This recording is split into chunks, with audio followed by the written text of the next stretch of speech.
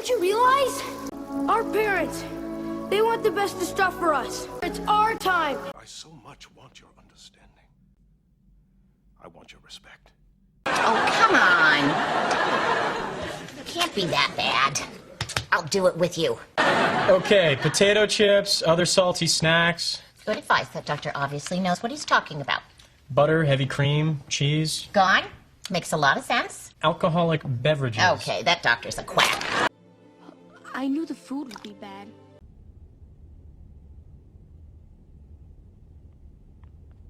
Sorry.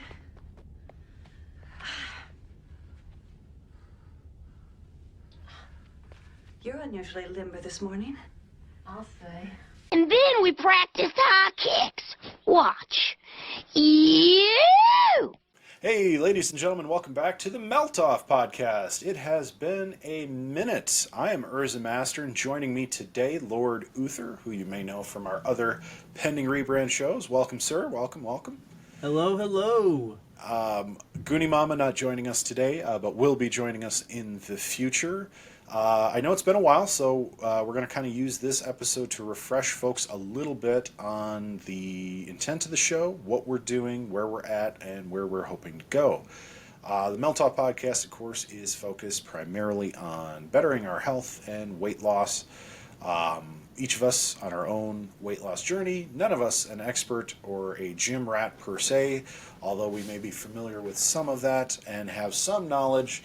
We hope to offer just the everyman's perspective, or every person's perspective, if you will. Lord Uther, you're new to the show, so I'll let you kick it off. Why don't you tell the folks our usual rundown? It's what motivates you to melt off the pounds, where you're at pound-wise now. Quick reminder for our listeners and fans, it doesn't matter what the number on the scale is. It's the numbers that reflect your health, not necessarily the weight, because we all know muscle weighs more than fat, and we all know that everybody can be a different shape, size, color, whatever. And also, give us an idea of what you're doing for your melting off of the pounds. What journey are you on? So take it away.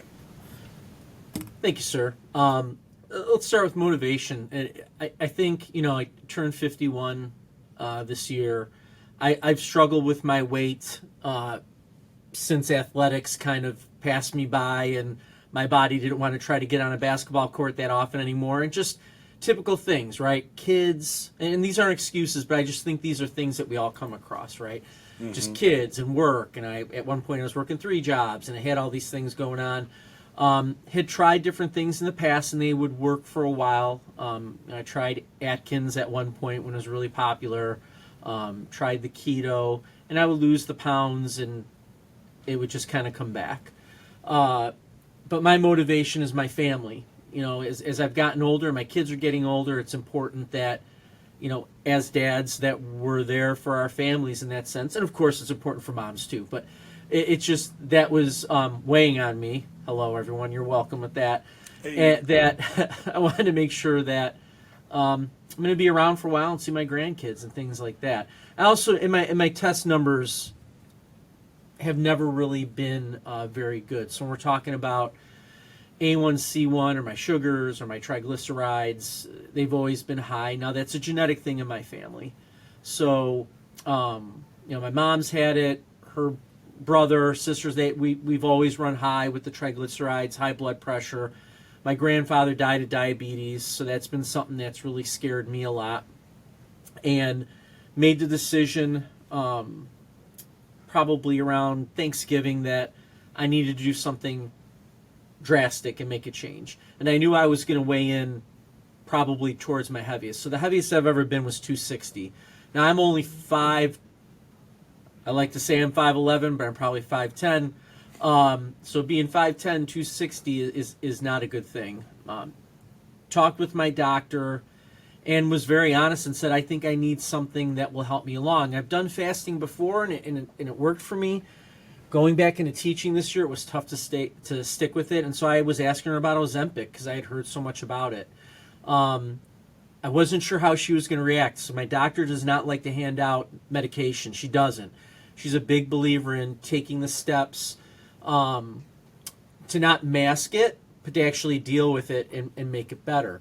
In this case, I said, I just need something that will help me stay consistent. And from the research, notice quotation fingers, that I've done, that might be an option. And to my surprise, she emailed me back and said, without a doubt, we're definitely going to talk about this. I think it's a great idea.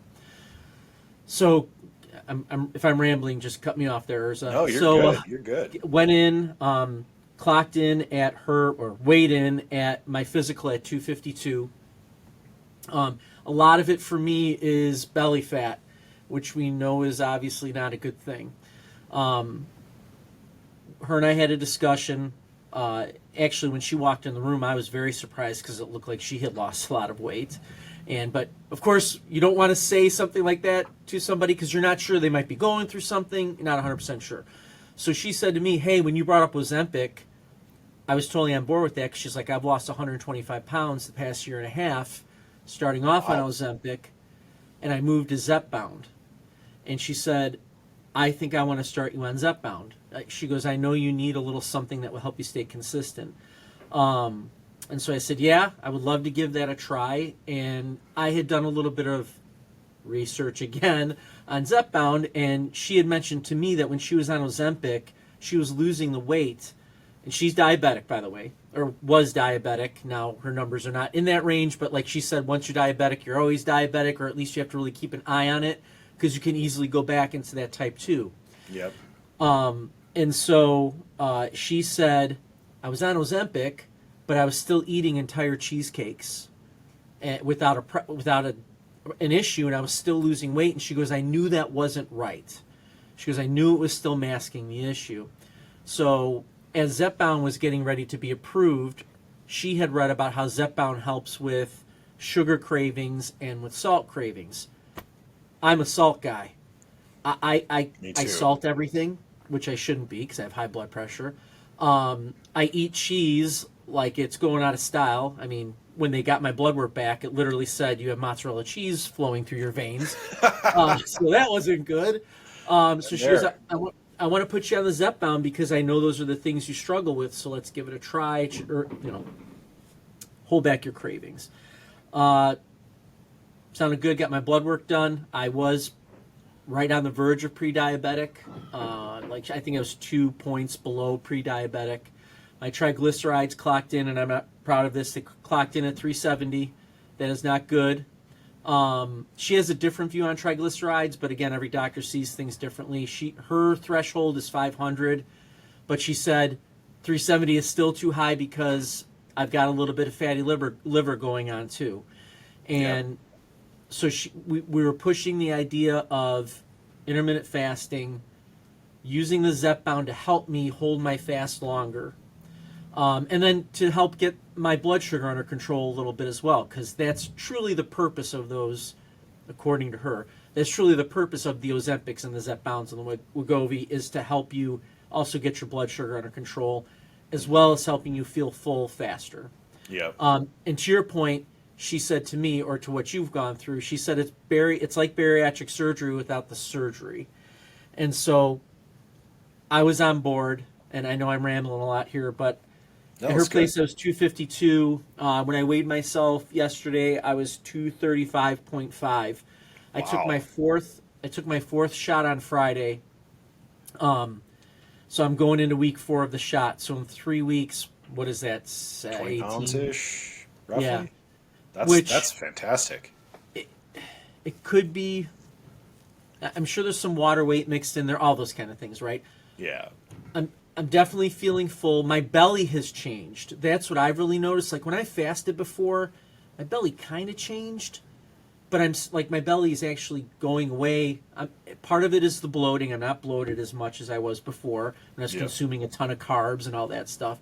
But just I can tell the fat is kind of leaving my mid region, which is, she goes, that's what we want. We want that to go away, and we want your body to consume the fat that's in your liver to get your liver function down. So I'm really excited. I'm going to have my blood work done again in 2 months. And that's the other thing. She's like, we're doing your blood work every 3 months. It's going to help you stay consistent. So that's my goal. And that's kind of where I'm at. And that's why I'm doing what I'm doing. That's great. Follow that route. I mean, those are excellent motivations. You know, the having been through bariatric, you know, myself, which is intense to get into. It's 10 weeks plus, you know, all the prep for surgery, and then lifelong, you know, changes after that, whether you like it or not at that point. You know, it is nice that there's an alternative. I wish 2 years ago, when I was considering bariatric for the first time, you know, I would have had an option like that to try. Although Sure. I think, you know, in my case, there were some other factors that made bariatric make more sense. And that, you know, really comes down to like any of these melt off styles, if you will, should be a conversation between you, your doctor, your family, because as you change how you eat, what you look like, you know, how you're exercising, all that stuff can affect literally every aspect of your life, you know. And I think you brought up a lot of good points. Like, it's about being there for your family. It's not so much like, I don't need to fit into the bikini for beach season, you know. I don't need to impress anybody, you know. We're both married dudes. Like, we're not out on the dating market where it's like, all right, I gotta get swole to attract a mate, you know, or anything like that. Which, I mean, if that's your motivation, it's a fair motivation too. But, you know, it's really the health journey that matters. So, you know, for newcomers to the show, and for anybody joining us, because the last episode went up and we've added about roughly 350, 400 subscribers since then. So a lot of folks are going to be new to this. You know, I went into it about 2 years ago. My triglycerides were off the chart. Like, my cholesterol was so high that they couldn't measure my triglycerides. Like, the test failed, which was really bad. I had just developed shortly before that high blood pressure, which I had not had to that point, but I had already had diabetes for a couple of years. And it was well managed. I was on metformin, 2,000 milligrams a day, which wasn't bad. I was tolerating that well. A lot of people get the diarrhea. I got that, but I sort of had lifelong diarrhea. And fortunately for me, that was due to just eating garbage. And so my big thing for a long time was either I never felt full, or by the time I realized I was full, I was in pain because I'd eaten so much. And that was really like my two dials, is I was either still hungry or in pain. I had no signal from my stomach to my brain, or vice versa, to tell me to stop. And that was something I never realized a person could have. And I tried, I mean, everything. Everything. I did Weight Watchers. I did juicing. I did vegetarian. I did keto. I did Atkins for a while. I did Weight Watchers again at one point. I did intermittent fasting. And you know, like anything, you'd lose 20, maybe 30 pounds, 40 on Weight Watchers. You know, after 3 months, I was feeling really good, but my body didn't change. Like, I was wearing the same size jeans, same size t-shirts, all that stuff was the same. And it was because I was eating too much. Like, it was too many calories, all the wrong foods. Like, all of these things were working against me, and whatever success I had would come back, and usually I would gain more. And that's very typical of people who cycle on, cycle off diets or weight loss strategies. The other thing was, I really wasn't ever exercising, like, with any real intent ever.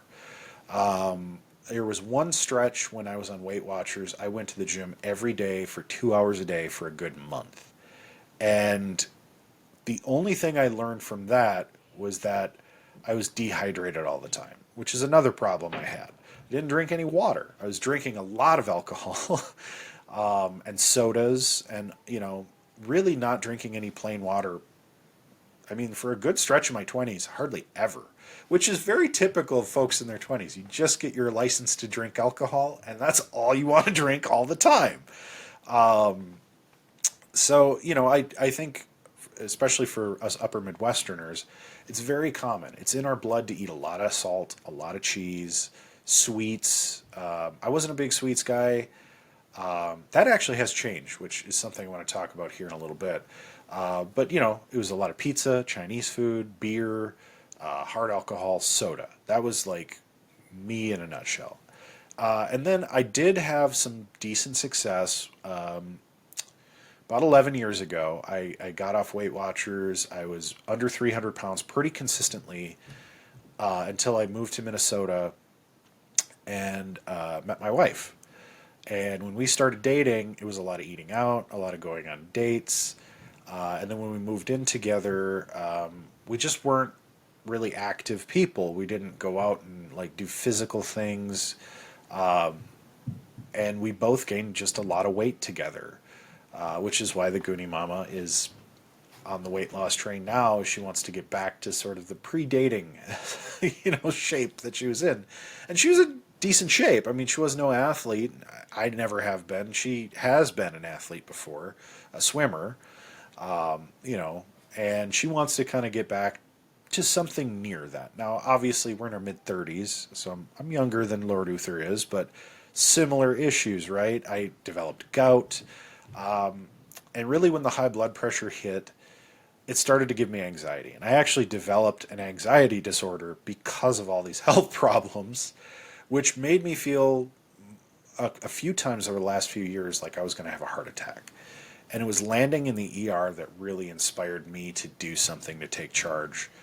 And I brought up to my doctor, I actually had gallbladder issues from all the fat I was eating. And my surgeon who took out my gallbladder was like, you have a pretty fatty liver. My wife did too. She had hers out after her first pregnancy, which is very common with pregnancy. It was not really necessarily diet, but it was probably part and parcel to that as well. But, he had mentioned, you probably would be a candidate for bariatric. It could really benefit you and you could see, tremendous life extension. And it was no stranger in my mind that if I kept going on that course, I might not live to see 50. I might not live to see my grandchildren. And I just started having kids, and there's one right now. So I was really concerned about making sure, I got healthy so I could be here for, my daughter and now my sons and be around for my wife and hopefully see them grow up and have kids of their own and so on and so forth.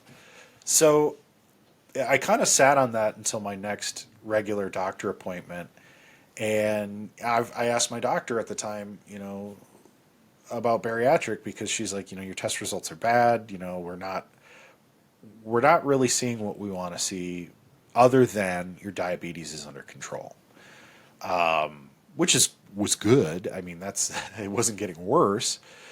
I never had to go on insulin. So she's like, now is a great time to really tackle this because you could potentially see a really significant change, really significant life extension. And that was my goal. So I got into the bariatric program. I went through all of that. And it was eye-opening, to say the least, that I was not alone in this. There were a lot of young people, my age and actually younger, who were dealing with a lot of these same issues. And, you have to go through group therapy and individual therapy as part of the program. But it really opened my eyes. And when I had the surgery, because I had a friend of my wife's who, had it. And she's like, you should definitely do it. It's amazing. She's like, it comes with its own set of challenges, which other episodes of the Maltoff get into. You should definitely hit subscribe and dive into our playlist. Go back to those old episodes with me and Goonie Mama and check that out. But since then, I had lost a lot of weight pre-surgery. Part of that is the 2-week liquid diet you're supposed to do. I did for 16 days. I pushed myself because I really wanted to challenge it. I was working out virtually every day. So I was I was feeling relatively good, but I was still eating poorly. And I knew partway into that, I was like, I'm not going to be able to eat the way I want to eat, so I kind of want to get it in before, the surgery happens. And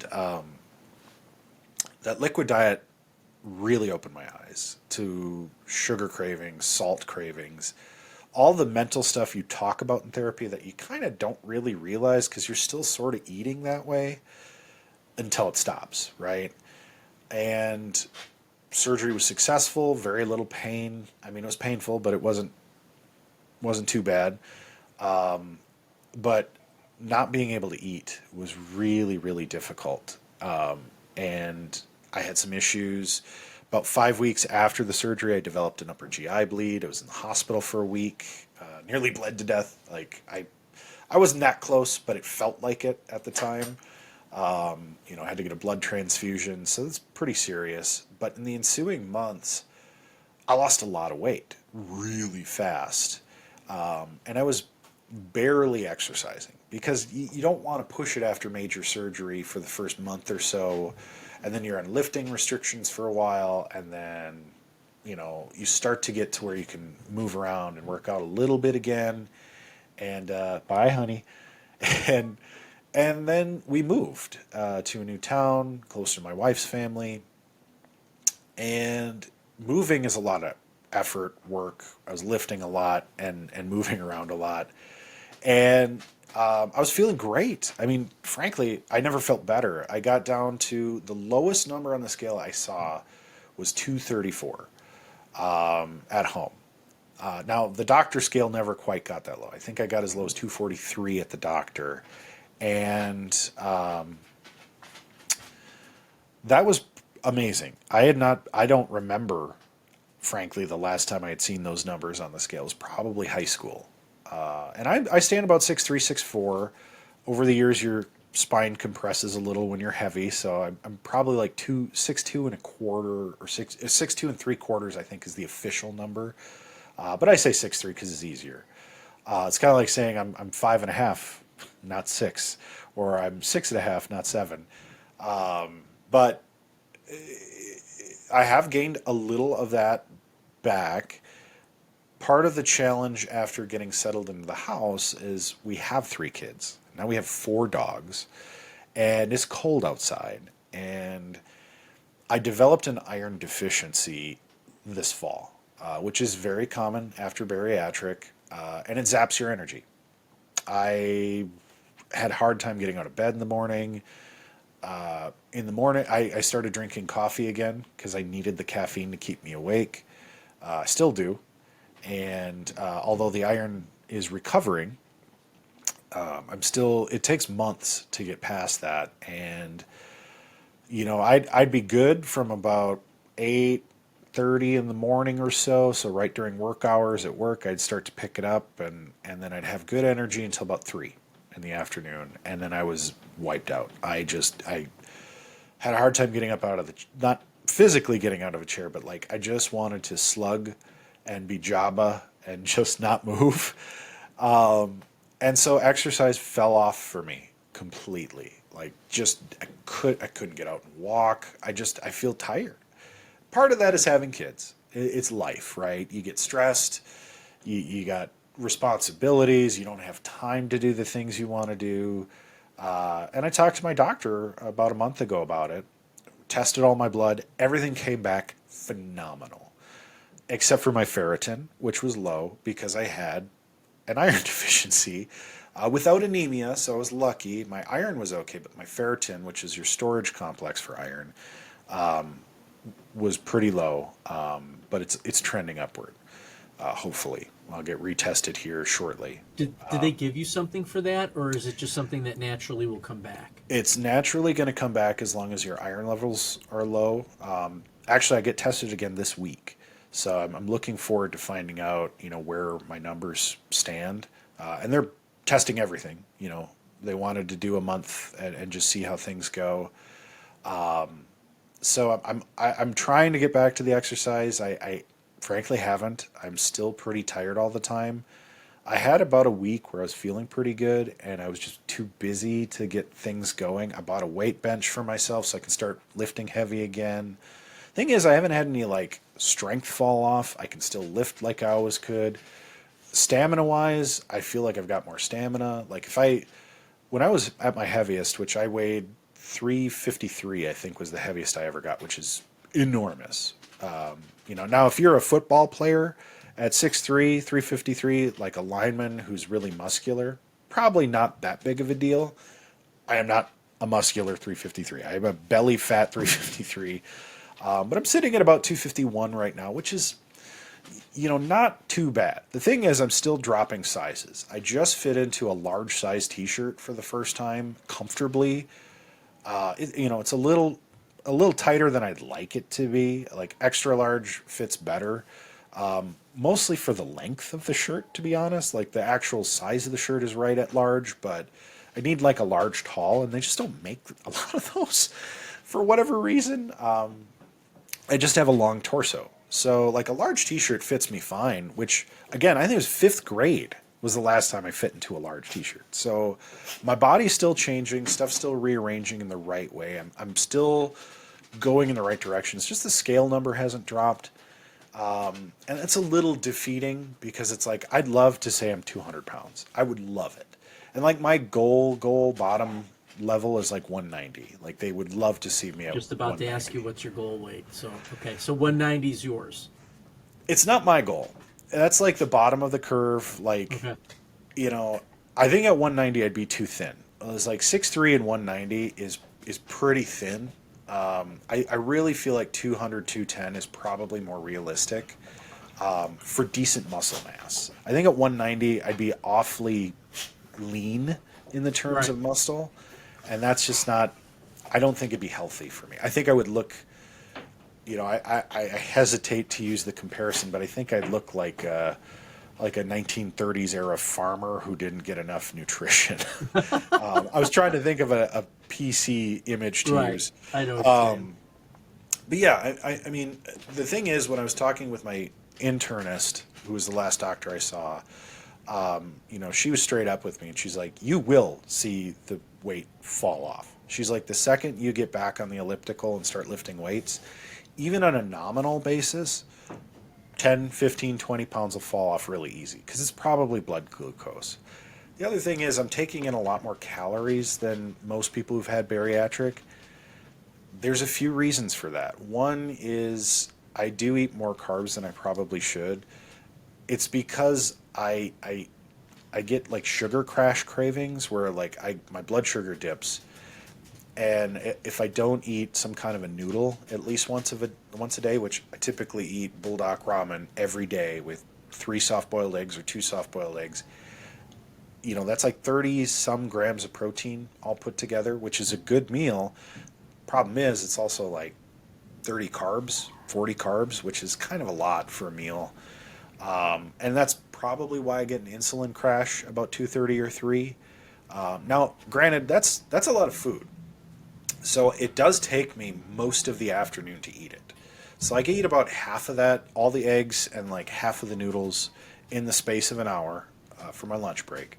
The ensuing hour or so, I eat the rest of the noodles. I probably shouldn't do that, but I hate wasting food. And that's something I've got to break. The other side is, like, I get shaky if I don't get enough carb or enough sugar, because legitimately my blood sugar drops off. And, like, I've found that in those instances, I kind of panic and I eat something sugary. Like, Nutty Buddies have been, like, my thing. Oh, I love it. Oh, they're so good. The thing is, like, I'm not absorbing everything I'm eating. Like, a lot of it just gets sort of pushed through and pooped out. So, like, my blood sugar was fantastic. My blood pressure was fantastic. All my vitamins, minerals are great, with the exception of the ferritin. So it's like, and my cholesterol's way down.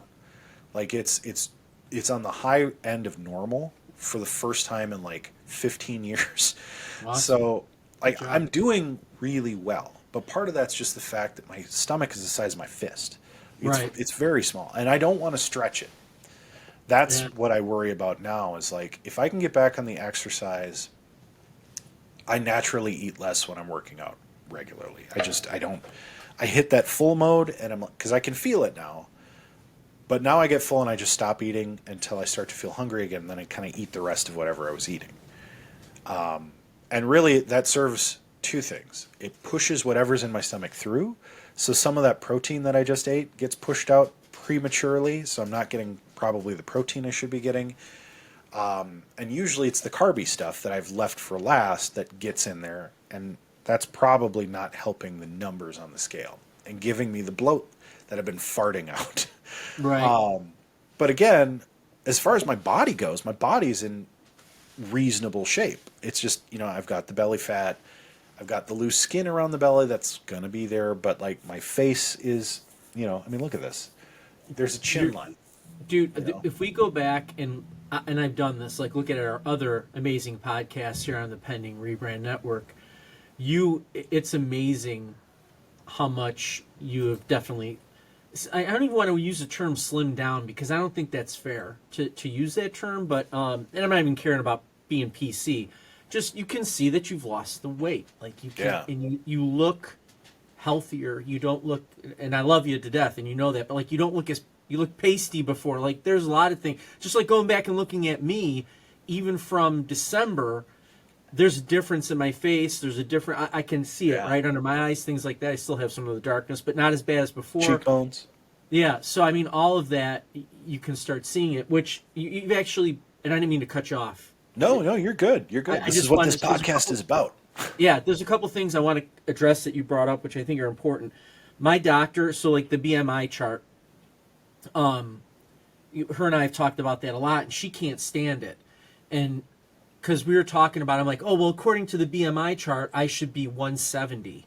And she's like, your body, your structure, because you are not a 170. She goes, I could see like a 205 or a 210 as long as you're exercising, right? So like my goal is 205, but my goal of 205 is I'm lifting, and again, not even lifting for strength, or I mean just lifting for the exercise, which I haven't gotten there yet. I want to lose some of the weight first.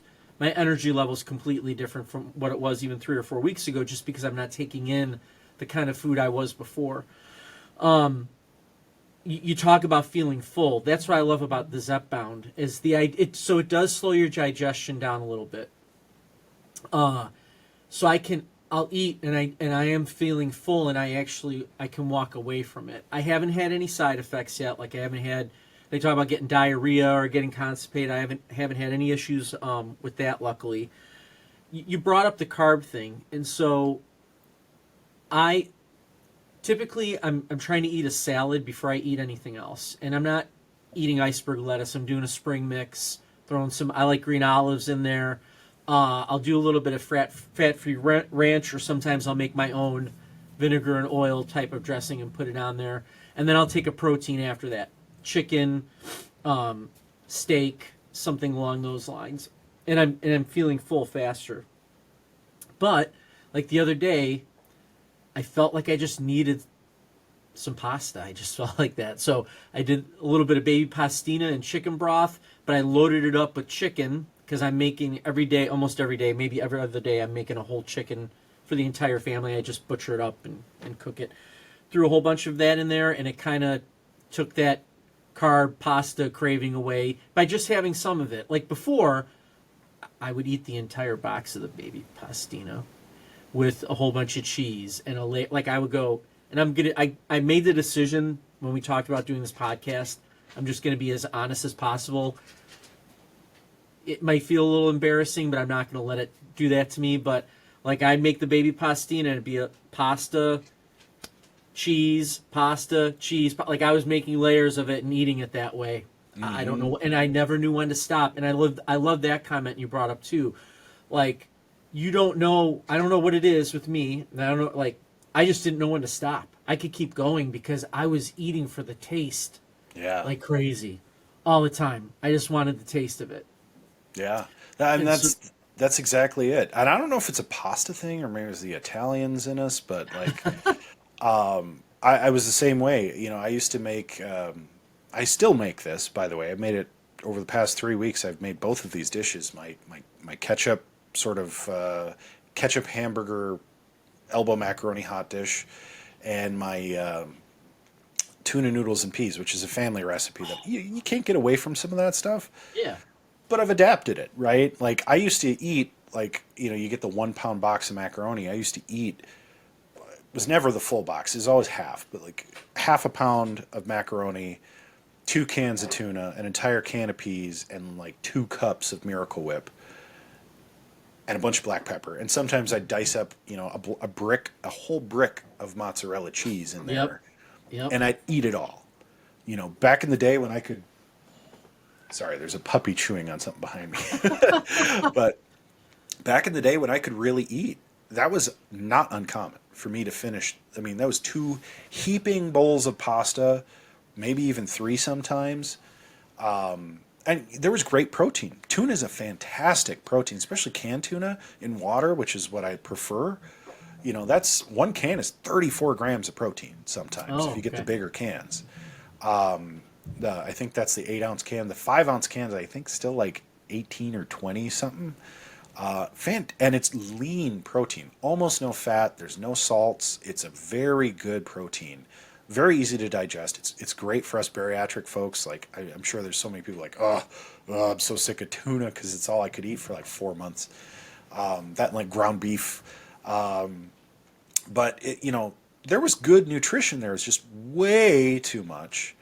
And then like there's a ton of fat in Miracle Whip, although it's better than mayo. You know, and there's good protein in Miracle Whip too, but you know, you got to dial it back. So like when I made it this week, I used less noodles, and for the whole batch, by the way, and I used more tuna and about the same amount of peas. You can't overload it with peas. It's just like mushy pea pasta. Right. It's kind of gross. I used about half of the Miracle Whip I used to use.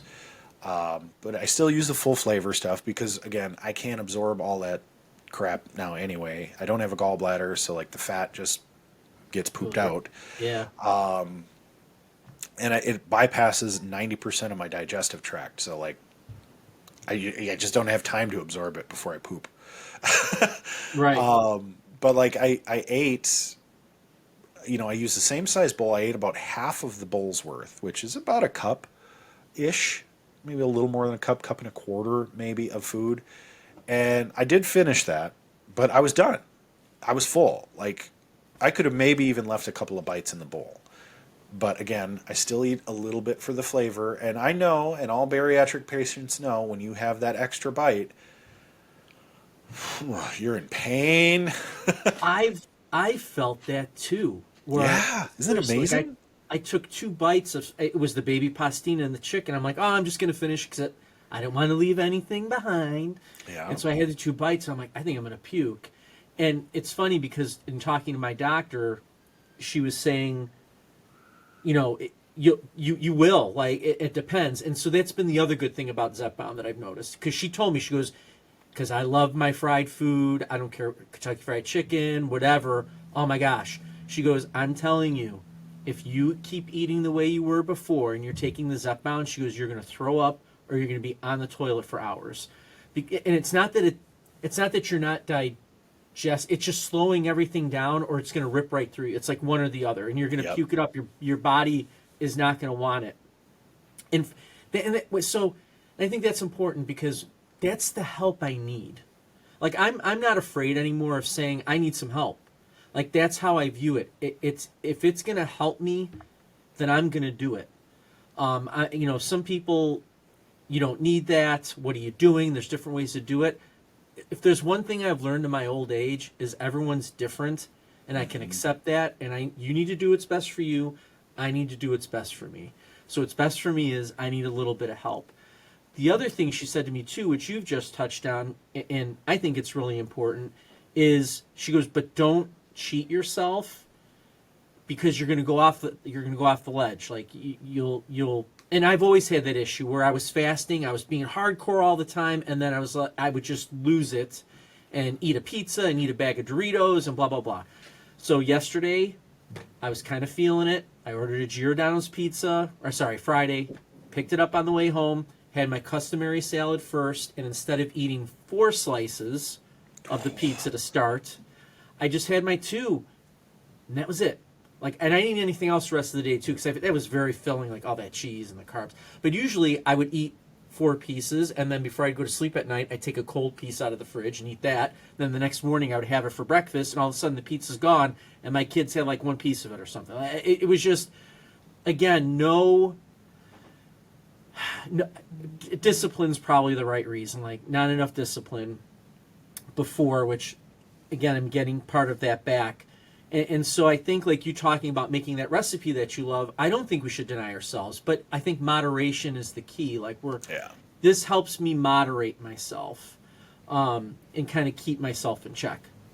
Yeah, and it's not a personal, and I think those who are blessed with good genetics, or they just never developed those poor eating habits for whatever reason. And some people just never do, right? They just have always eaten healthy, and they have no drive to eat crappy. Henry Rollins, who eats like a chicken salad once every 5 days, and he's like, I'm good. Yeah. I mean, those folks, hey, great on them for being able to live the way they live. But the vast majority of folks out there, honestly, it's not just discipline. Like, if it was as easy as just committing to eating healthy and exercising and just saying, I'm going to do it, and then everybody would have one New Year's resolution in their lifetime and never look back, and everybody be a supermodel. It just doesn't work that way. Yeah. And it's not that you were lacking in discipline. You're a very disciplined guy. I mean, you and I both know that. I am too, in many ways. It's just that it's an addiction. And I've always been hesitant to say that addiction is not some sort of a choice or some sort of a compulsion that you can't avoid. But there is a physical addiction to it, whether it's salt, whether it's sugar, fats, or combination, combination is really what kills you. Right. Literally. Your body demands these things because it's gotten so used to having certain levels of certain whatevers. And I'm sure there's science behind it that I don't understand, but the bottom line is you're addicted, to the food you eat. It is, and it's not just a mental addiction, like you need it as a crutch necessarily. I mean, for some people it is an emotional addiction, but it's not just that. It's also a physical desire. Like you have to have this to feel full or feel complete. The people who have to have a dessert after every meal, or have to eat chips in between meals, or some kind of salty snack because they need the salt, or they don't, but they feel like they do. And it just becomes a thing you do. And there's the combination of the chemicals you intake too, that the weird thing us diabetics know, because the doctors will tell you, the weird thing about when you have high blood sugar is your body craves sugar. You think you have low blood sugar because you're like, I really want something sweet, or like, I'm feeling weird. Weird is the best way to describe it, but sometimes you're feeling downright like you're going to pass out, or you're going to like have a heart attack. It's just that queasy, uneasy feeling. You're like, oh, maybe I need sugar. Maybe my sugar's low because I'm feeling spacey, which it's the exact same feeling when you're in the opposite direction. Oh, okay. And it could mean one or the other. You really have to test yourself to know. Which is why it's always interesting to do that. Now, I've never been a finger pricker, but I now know from years of being diabetic that, like, I know when it's this or that, because you feel different. And when you can't eat like you used to eat with the tiny stomach, the baby stomach as I like to call it, you really know when you're lacking something. It's definitely a journey. It's unique. It's individual. But I would always remind, and one thing I want to stress at the Melt Off podcast is that none of this is on your shoulders alone. We all need a little help. And the help should not come from a television studio audience doctor. I use that term very lightly. The help should not come from a book or from a podcast necessarily, and I'm not trashing us or Joe Rogan or any of those other people who talk about health and fitness. The help should always be a conversation between you and a medical professional, not a Reiki professional, not that might not have some value to you, but a true blue, years of experience medical professional who's going to draw your blood, tell you what's in it, tell you what shouldn't be there and what should be there, and actually sit down and get to know your individual circumstances and needs, because everybody is different. It's not about a certain size, shape, weight number. All that stuff really is irrelevant if you have good blood pressure, good blood sugars, good, nutrients in your system, good cholesterol. you could be a larger person. I think for me, I'm always probably going to be kind of a bigger dude because I'm tall, I'm broad, Yeah. I'm farm stock. Like, I'm Austrian. I'm always going to look like this. I'm never going to be Matthew McConaughey or Jean-Claude Van Damme in his prime.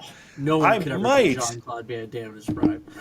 right. I might be like a Brett Favre 5 years out of football. I could probably make that. It's a good goal. That's a fine benchmark.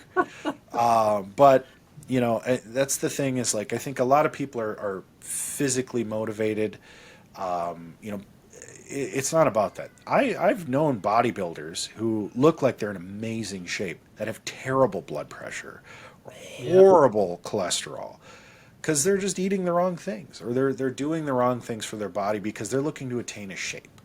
This is not about attaining a shape. It's about attaining health and life extension. I know for a fact, based on what I've done, I'm probably looking at 30 years I didn't have before. And, Right. Lord Uther, frankly, you're probably in the same boat, my friend. You're still pretty young. So, that's good. That's the goal that should motivate. Next time on the Melt Off podcast, we'll get deeper into our journeys and what we're doing, where we're at. Hopefully by then, we're both exercising more. We'll have an update on our blood numbers, probably. Goonie Mama, hopefully, will join us for that. And I think we might have another guest joining us, which I hope so. always is good. The more the merrier, because these journeys are so varied, so different for all of us. Lord Uther, thanks for joining. Look forward to many more sessions with you and continuing your journey.